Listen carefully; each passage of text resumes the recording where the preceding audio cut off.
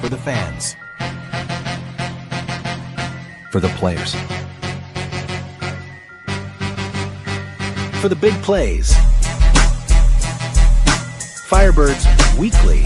This week's guests are Sam Castronova and Darien Townsend.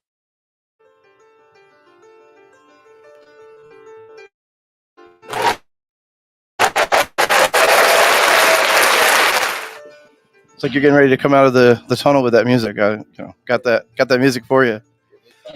Definitely. Welcome to the latest episode of Firebirds Weekly. I'm your host, Adam Stammer, with my co-host, Chris Ipperly. And tonight with us, we have the offensive stars.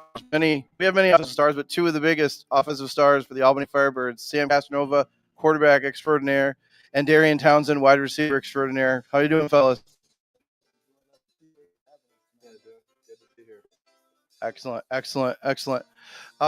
So just wanted to, talk about, some of your story and where you guys come from and what you guys are up to. Darien, you're from, Ohio area. Talk about, getting the game of football and how that came in your life and, how you got involved in the game as a young kid. Yeah, from Ohio, man, Youngstown area. So shout out to the group that built me up. But I got into it, man, because that's what Youngstown is about. Youngstown's about the sports, about football, and just being gritty, and that's a huge way that Youngstown shows it is the game of football, and how gritty are you really? Are you playing street football? Or are you back in the day? Are you playing out in the snow? Who's really that's how I really got into football. I love the competition aspect, and Youngstown just gave me, the it's really competitive in that area. How did you get involved? Was it a coach that found you, or was it just your family? Like that. How did you get into the game? For sure, yeah, it was my family mostly. I got two older brothers, Dwayne and Devon. They led me into that world of football. My pops always says he was like that back in the day, man. But I don't got the film of him. But my uncle played at Youngstown, man. He ran 21 too, so okay. He's somebody real inspirational to me as well. In getting me rolling in the right direction in this sport and showing me really what this thing is about. Talk about going to Youngstown. I mean, it's a Division I, school, or so. That's kind of the aspiration. It's like, I want to go to the big, SEC and all this other stuff. Talk about your journey going to Youngstown State and coming out of there. Well, for sure. I mean, that's always the goal possible, and compete at the highest level. Youngstown State is an FCS school, and it's my hometown. So to be able to have 15 or 20 game, and showing love, and to be able to give back to the same city that I lived in all my life was huge to me, man. And just angling for was just something big to me. Tell me a little bit about the journey coming from Youngstown and getting into the game. How did you get involved in the arena game? Like, tell me that story. For sure. Well, I had a couple rough patches in my college career, but year I had a rough patch that kind of swayed me from that NFL draft look and things like that. So I was just looking for a way to still play football versus the highest guys, and guys like Sam and things like that, being able to show my talent with guys like that. So this was the best thing for me. And then I really got here and started to love it, seeing that, okay, I could be 170 pounds and really extend this thing and jump over walls and, Oh, the jumping over. We'll get to that. For sure. But if you play it, you really understand. Like you have to be a total athlete. You don't have to be the big burly guy. Now we got some of those big guys like Zeke and like Sam. He was a little bigger in the stomach a couple of years. Love you, Sam. Boy, he's catching strays over here. He's evolving. Man. But no, it just gave me an opportunity to play at the highest level. Get paid for doing what I love, man. So that really saved me in the real way. Talk about coming to Albany and talking with Coach Ware and getting involved in the. Talk about maybe the first time you talked to Coach Ware, how you got involved to come to Albany to make that decision to come here. Why? I played these guys a couple times when I was over in Columbus, Mhm. down in Columbus with the Lions and the Yep. NAL.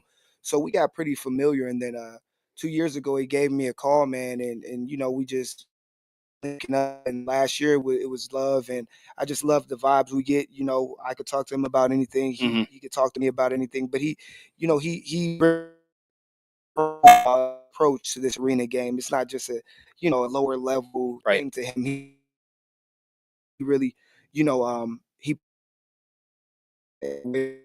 practice things like that. So I love being around this program and him. So I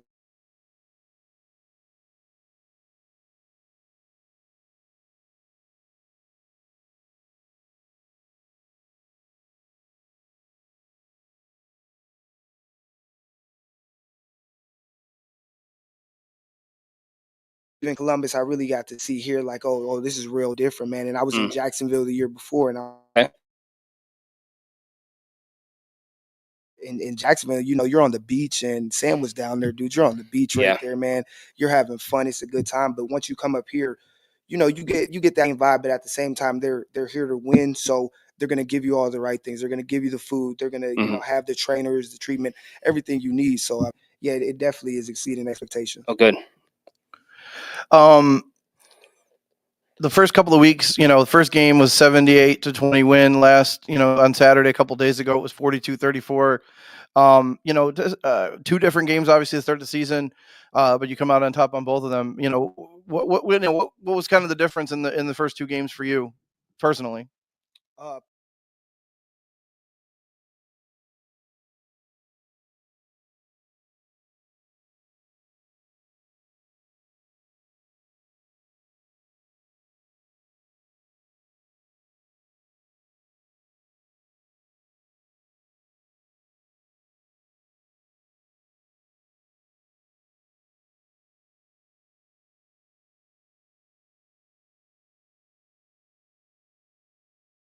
in the same chemistry we had.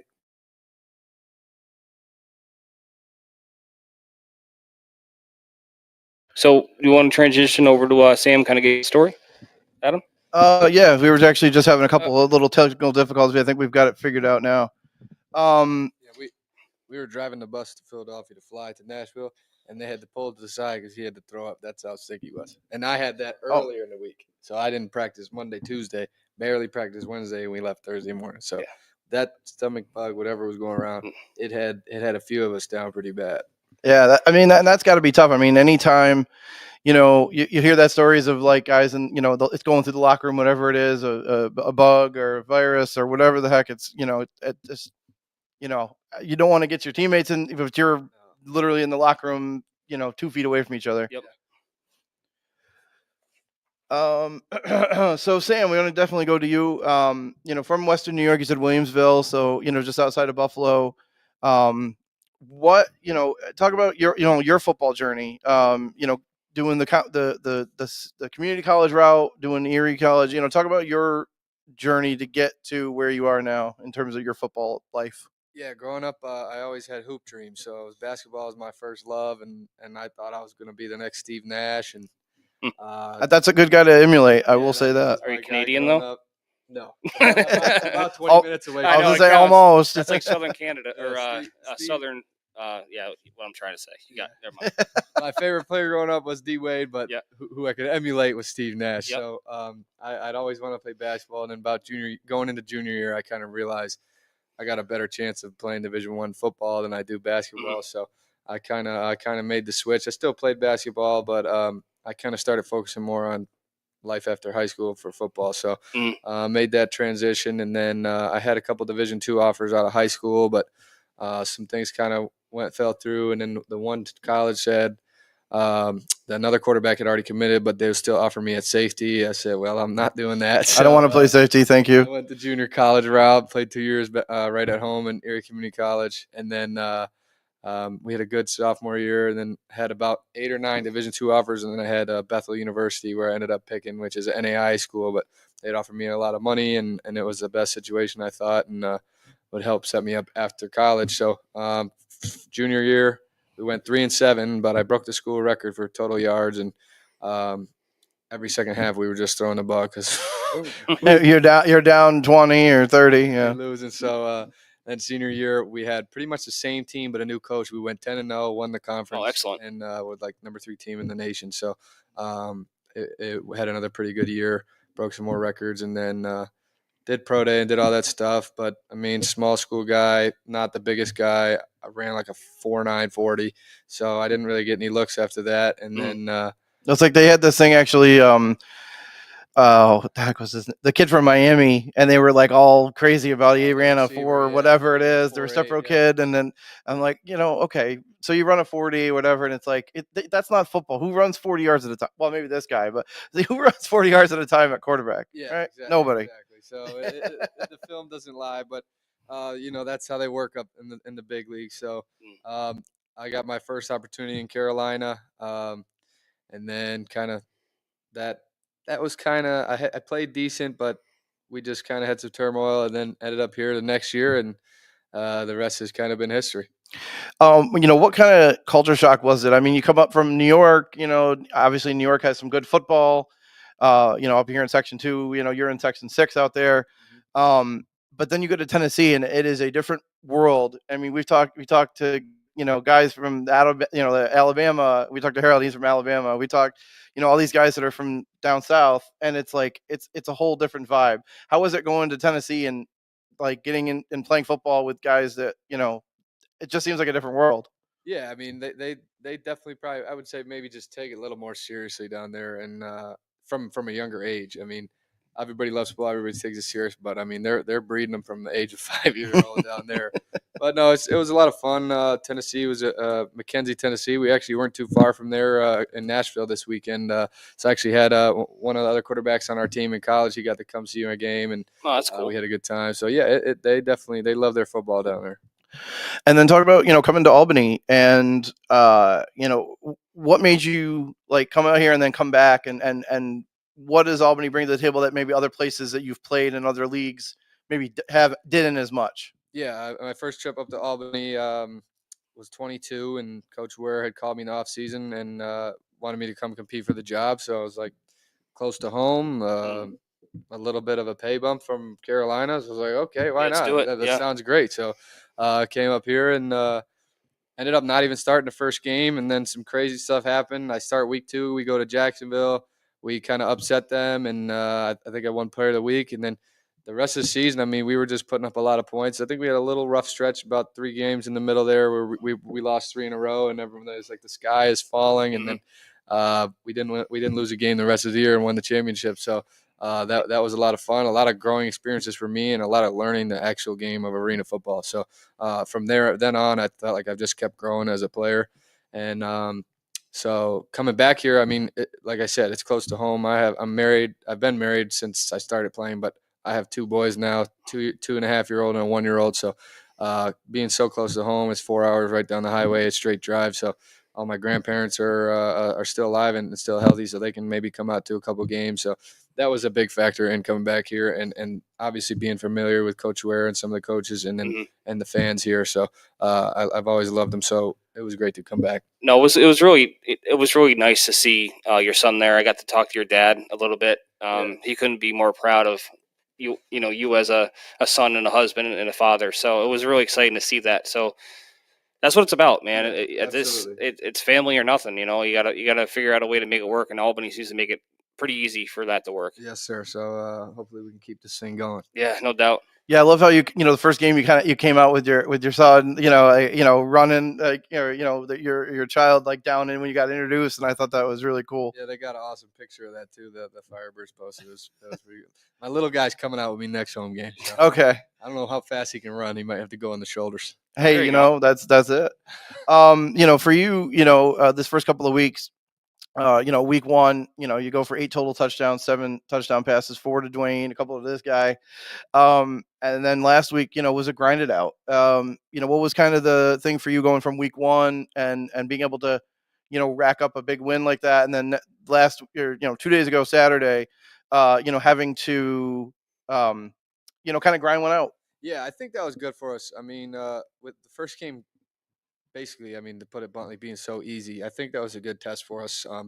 it doesn't help that their end zones are so very Oh, it's small. brutal. It's very hard to Oh, score my and goodness. throw Do they have the ball. rounded? They have rounded. I end think zone? they're only about 5 yards deep, which ours is 10, Mhm. and then they actually start rounding before the end zone. So it's pretty wild how small it is. But it's a test, and we're gonna have to figure that out. But we definitely struggle a little bit more than usual down in the red zone, and I would blame a part of it on that. But also, they did a great job coming in. I mean, those guys are some arena vets, and they signed a lot of guys Yeah. in preparation for us. So Mm. they did a good job.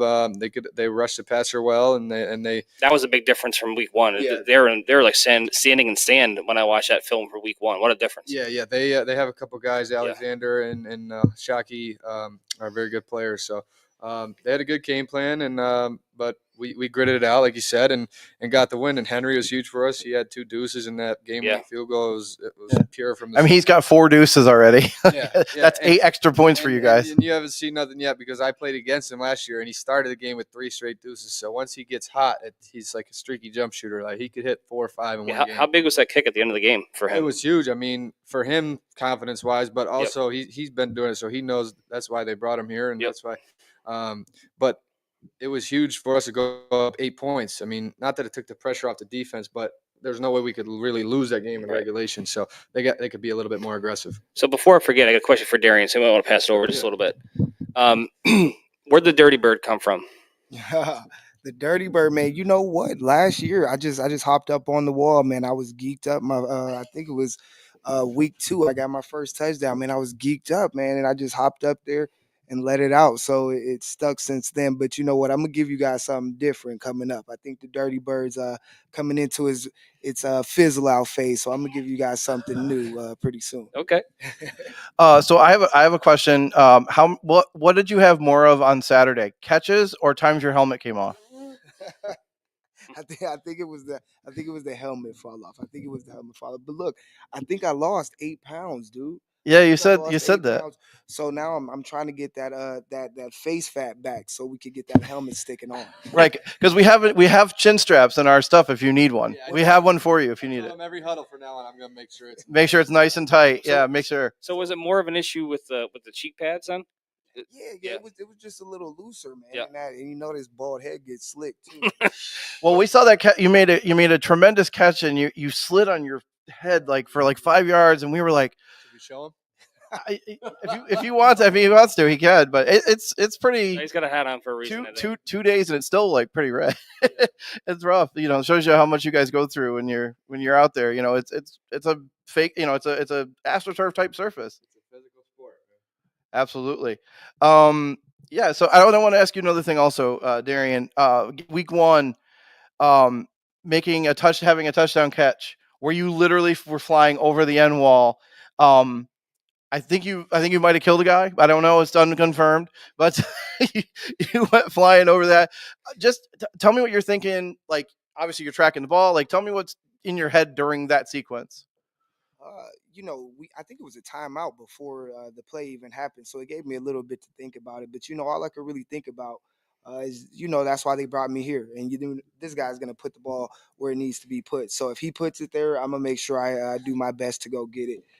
So I definitely took a guy out there, and he broke my fall for sure. So I ended up Thanks a lot. I ended up giving him my gloves, actually, man. And I was sick. I couldn't give him the football, man, because he definitely saved my body on that one. So how do you teach yourself to just keep running in that situation? You just say, screw it, I got a job to do, and just deal with the consequences later? How do you get there You know mentally? who Rey Mysterio is? Yeah.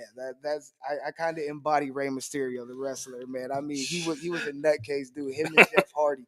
I remember watching them just jumping off the top of the cage, not caring, dude. So that's where I am right now. I think I have about 2 or maybe 3 more years of that, though. I can't do that when I'm 35, 36. That's a little too dangerous right now. But yeah, Hold on, I gotta get you. Let's go. Little Rey Mysterio action. Yeah, that goes right over my head. I'm not a wrestling guy. That's all. Oh no, I'm definitely a wrestling guy. So yeah, you get it definitely. No, but that's what it is. I don't understand. I played the outdoor game. I would struggle with the walls. How do you guys do? Both of you guys. Obviously, as a quarterback, you're trying to run and you're trying to get to the sideline to, whatever.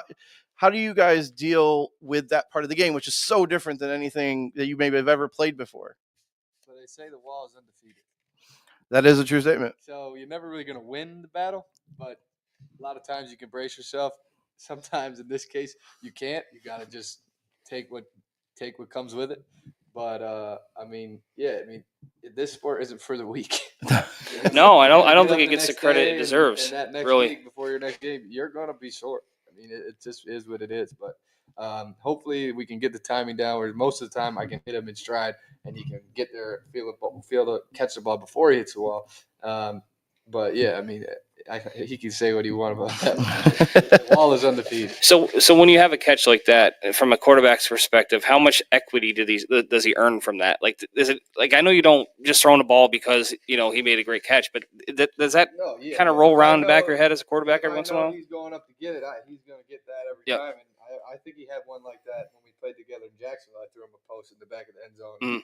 And he hit the wall pretty hard, but he scored a touchdown. So I'm going to keep throwing it, but hopefully I can get it there a little bit sooner next time. Stephanie Wade says we're 100% getting Darien a new helmet. I don't think it's the helmet. I think it's the chin pad or the chin strap and the pads. But you know what, dude? If she's bringing me a foundation together to raise me a new helmet, let her do it. Oh, of course. No, absolutely. 100%. Of course. 2025 thing, dude. Come on.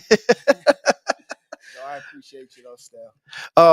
And that's actually a great segue. I wanted to ask you guys about this, and we've asked a lot of guys about this doing these interviews, which you guys have been awesome, by the way. I want to make sure we say that. You guys have been awesome. And we're here at the Clock Tower Hotel, the Flock Tower, so they've been awesome to us. And we're part of Evergreen now, the podcast network now, which is awesome. And that's thanks to you guys, because without this, we're just talking about football, and that's great. But we love having you guys around. But talk about Flock support and how, what they do for you guys as members of the Firebirds, but then how it's been different maybe than other places you've been, just in terms of how involved the Flock support is. Well, man, it's different. It's different, especially between arena teams. A lot of people don't have things like this. Jacksonville, they had a lot of support, but up here it's different because you get things. We get weekly travel bags and things like that, but I get things like Miss Robin Gould. Hopefully she's on there, man. But she's trying to, help me to learn to install blinds and things like that. Trying to give me different things to go back home with. That's awesome. Yeah. She cares about me as a person. She's trying to have me over for Sunday dinner, trying to teach me how to cook things that I said I like, really thinking about things that I'm saying that I like, trying to do creme brulees at the house and stuff. She's showing out, and it's because she loves her Firebirds. She loves what we're bringing to the city, and it just means that much more to me. So, it brings connection. It makes me want to do so much for her and so much for the people that do for us. So it brings connection, and that's what I'm about. The community connect, and that's what he's about. His father's a pastor. He's in the church. So, I mean, just to have a community meet me where I'm at when it comes to civil engagement and things like that, it means a lot. Yeah, the Flock's been great. I mean, the fans were amazing when I was here in 22, and it feels like they've even gotten better. They, like you said, we get a travel bag like every week or every other week, and different fans adopt different players, and just there's a wish. The players have a wish list, and they get everything on it and then some. So they go above and beyond to take care of us, and even just making friends with some of the fans, and I keep those relationships past football in the off season. So I'll still talk to some people, and it's just what it's all about, is just building those relationships, and like you said, being in the community, because we don't exist without these people. Yep. They are our fans, but they're also they're the people that help our team go. So we love them, and we love their support. I got a couple questions. One for Darien. You're now coaching your community as a high school football coach. Talk about that a little bit, what that means to you and what you hope to, in the end, bring to these young men and ladies.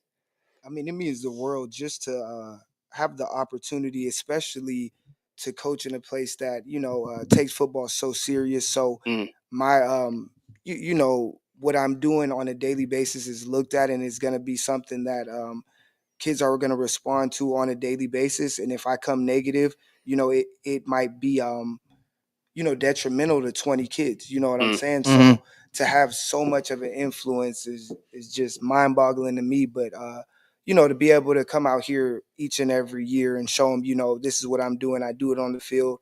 It makes it so much simpler for me and my job in coaching because they're like, okay, he's doing it.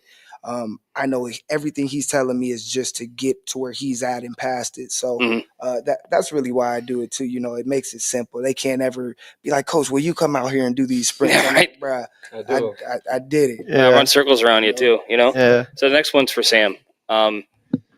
Coach had said that Coach Ware had said that game was a lot about adjustments during the game.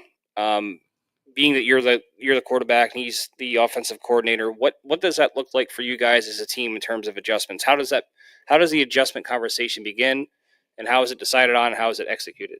It's kind of a go with the flow type of thing. I mean, if I see something, I'll bring it up to him and he'll be like, okay, yes, sounds great. If he sees something, he brings it to me and we'll just kind of confirm it along the way. But sometimes even it's personnel and maybe get a heavier fullback in. Maybe we can get Shorts in there. He can get the edge on some toss plays, but trying to slow down the rush, different things like that. And they mixed up the coverages in the first quarter, and then after that, they were pretty much ran base same stuff the rest of the game. So we just kind of adjusted off of that, and we did enough to get the win. How is it to have the relationship? Because I mean, everybody has that kind of thing, but with the quarterback and the head coach and that, like, talk about that relationship because it's so important. You look at the NFL and how that kind of works between the head coach and the offensive coordinator and that kind of thing. What does that relationship mean for you as the quarterback, as the field leader? Yeah, I mean, it's great because like we formed a great relationship in 22 and then the start of 23 together.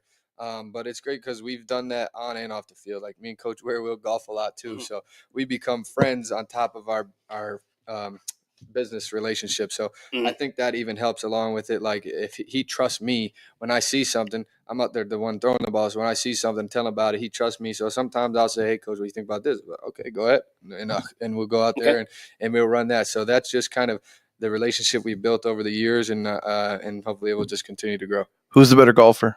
I'm not. You gotta be careful. The silence is deafening. I'm not gonna do that to Coach, man. I play a lot more than he does, so we'll just leave it. Oh, okay, yeah. Well, if you get him his handicap, and then you're okay. Yeah. All right. Well, we'll leave it. We'll leave it right there. So looking forward, next week on Sunday, a Vice game. You guys are playing the Salina Liberty out in Kansas.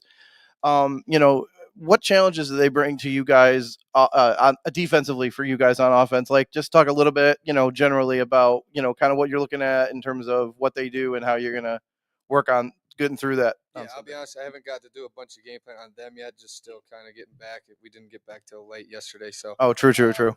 We'll be doing that probably the next couple of days, but just a little bit of the games I've watched against Corpus Christi is they seem like they got a decent pass rush as well, and we gotta adjust to that and just get better in practice each week because I think Nashville maybe opened some eyes for us as some things we need to work on and get better at. But no, I think it more depends. This year is going to depend on how well we execute. I mean, we have such a good team that nobody really should be able to stop us. I mean, they might make things difficult, but nobody should be able to stop us consistently as long as we're doing what we're supposed to do. So that's going to be our main focus going forward, and then we'll adjust to what teams are going to do after that. And I think you've scored on every possession except one or two. I think I don't remember exactly, but it's most. We scored every possession against Southwest Kansas. I think there was maybe one we got stopped and we kicked the field goal. The field goal, right.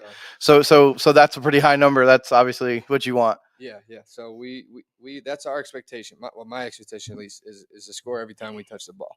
If that's the case, it's hard for us to lose a game. So that's my expectation, and that's kind of the standard we hold ourselves to. So that'll be what we expect going forward. All right, yeah. So our guests tonight have been Sam Castronova and Darien Townsend. Gentlemen, thank you for coming on, and we really appreciate it. Thank you for having us. Appreciate it.